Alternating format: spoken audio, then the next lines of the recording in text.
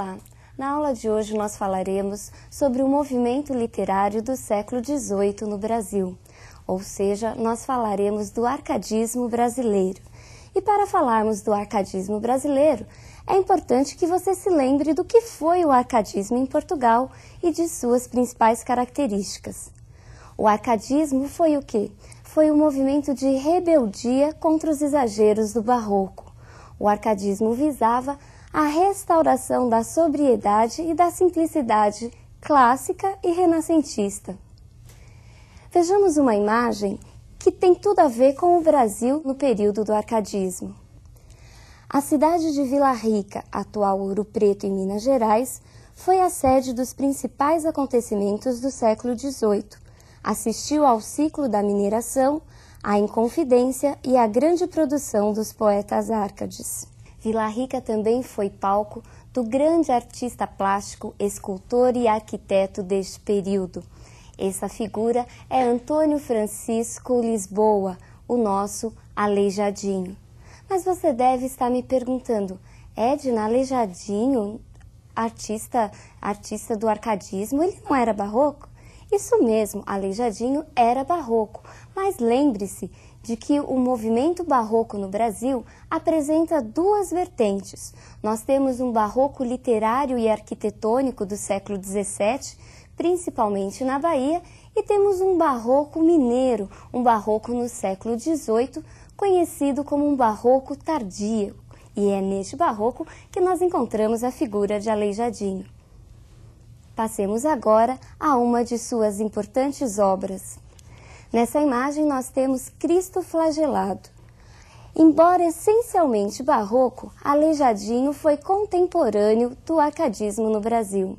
O arcadismo ele tem início em 1678 com a publicação das obras poéticas de Cláudio Manuel da Costa e se estende até 1836, quando ocorre a publicação de Suspiros Poéticos e Saudades de Gonçalves de Magalhães, considerada a obra introdutora do romantismo brasileiro. Vejamos agora quais são os principais autores do arcadismo no Brasil. Cláudio Manuel da Costa, Tomás Antônio Gonzaga, Basílio da Gama e Santa Rita Durão. Dos quatro, apenas Tomás Antônio Gonzaga não era brasileiro. E além de apresentarem semelhanças quanto à forma árcade de escrita, todos eles participaram da Inconfidência mineira. Os poetas desse período, eles escreveram nos mais variados gêneros.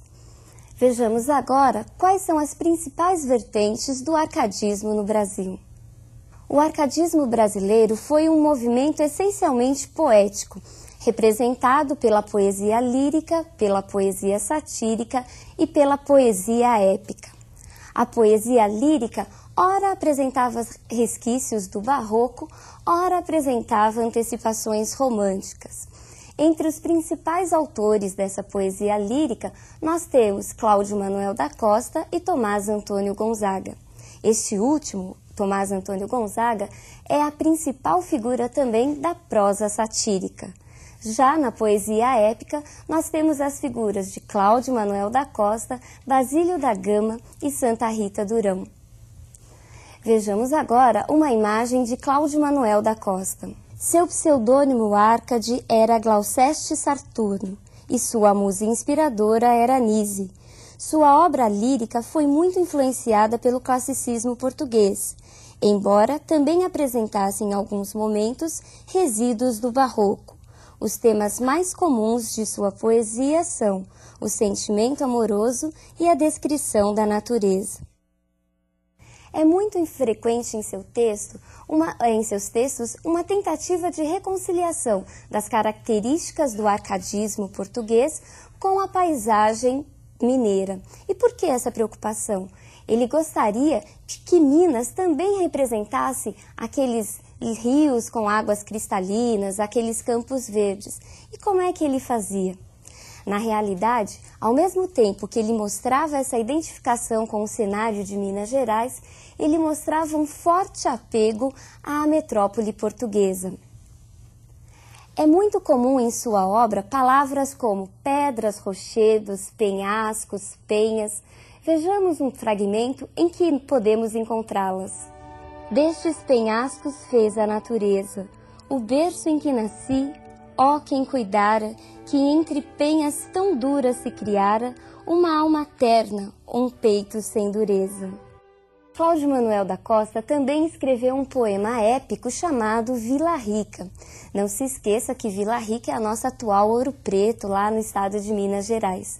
Neste poema, ele narra a história da fundação da cidade, enaltecendo os feitos dos bandeirantes.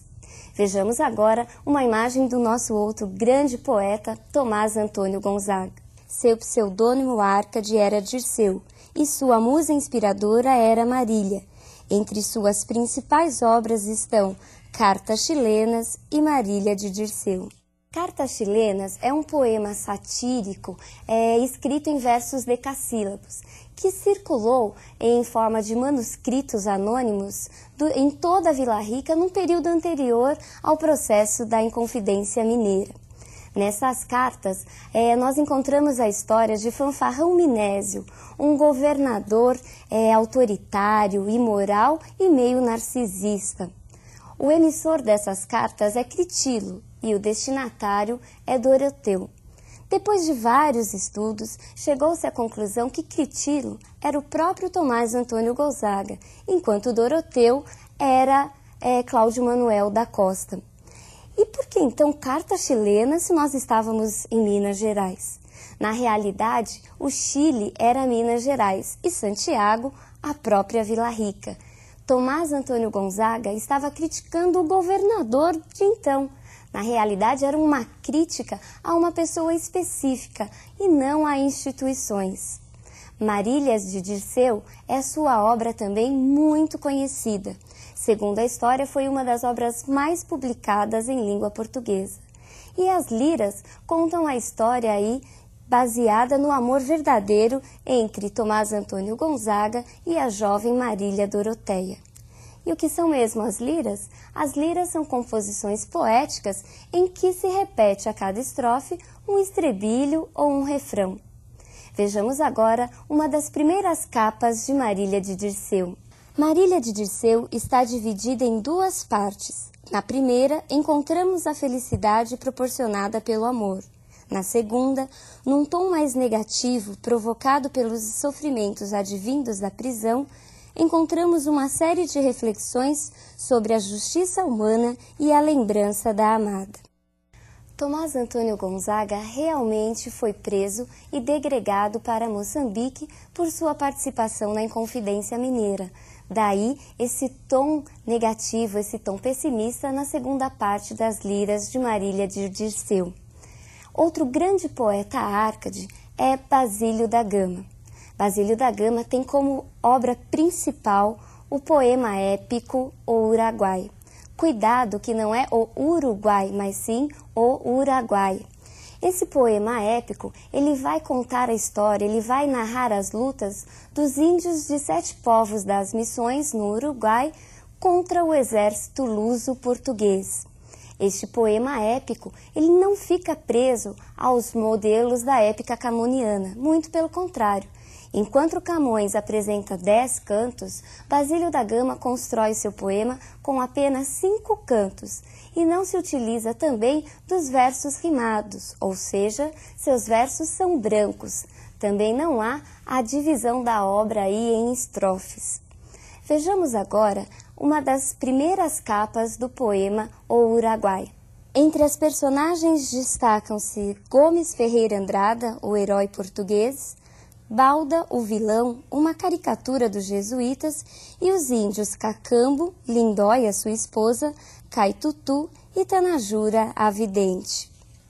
Neste poema, o índio aparece pela primeira vez como a figura do bom selvagem e aqui encontramos também a exaltação, a descrição inflamada da natureza, da paisagem brasileira. Um dos episódios mais importantes desse poema épico é a morte da índia Lindóia, que se deixa ser picada por uma serpente venenosa depois da morte do marido. Outro grande poeta deste período é Santa Rita Durão.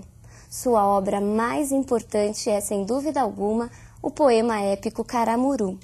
Mas contam aí as más línguas que Caramuru não foi muito bem aceito na época.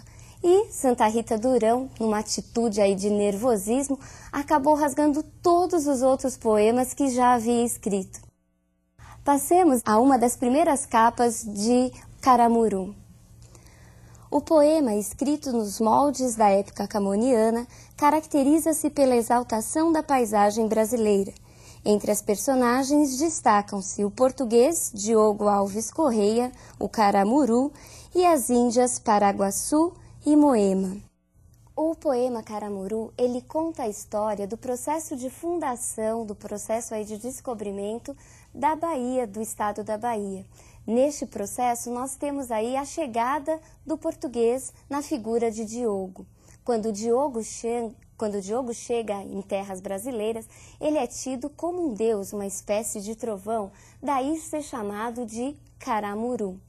Todo esse poema ele foi escrito nos moldes da poesia camoniana, ou seja, apresentando 10 cantos, versos rimados e estrofes também, dividindo aí esses versos. O episódio mais famoso de Caramuru é o trecho que narra a morte da índia Moema. Vejamos uma imagem que ilustra e que é conhecidíssima deste episódio. Moema era apaixonada por Diogo, mas é Paraguaçu quem se casa com ele. Quando os dois estão indo para Paris, Moema se lança ao mar, nadando atrás do navio e acaba morrendo afogada. É importante lembrar que o arcadismo foi o movimento literário responsável pela primeira vez pelo início da busca de uma identidade realmente nacional para a nossa literatura. Mas, segundo alguns estudiosos, este início, essa busca, essa identidade nacional somente será alcançada na escola posterior, ou seja, no romantismo, onde os limites da colônia e da metrópole realmente começam a se firmar, a ficarem mais nítidos para todo mundo. Por hoje é só, um abraço e até a nossa próxima aula.